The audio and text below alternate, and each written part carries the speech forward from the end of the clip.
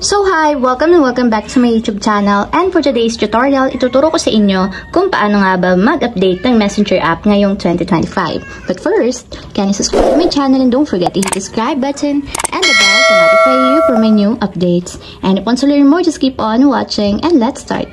So ayan guys, for today's video, para sa mga Android users, pwede tayong mag-update ng ating Messenger sa ating Google Play Store. So open lang natin yung ating Google Play Store.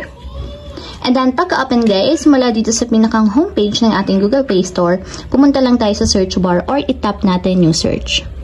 So, dito guys, sa search bar is itype lang natin yung Messenger. So, search lang natin. And then, tap na yung Messenger. So, kung hindi pa guys, updated yung inyong Messenger, ganito yung lalabas dyan. Update. Pero kung updated na yan guys, open na lang yung nakalagay dito sa update. So, since nga hindi pa to updated, tap natin yung update.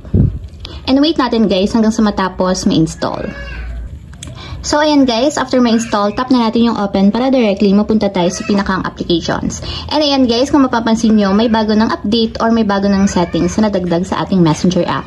So ayun lang guys, kung na nakasimple kung paano nga ba mag-update ng Messenger app. If you have a question, can you comment down below and don't forget to hit the subscribe button and the bell to notify you for my new updates. And thank you for watching! Living life, every day, late at night, not okay.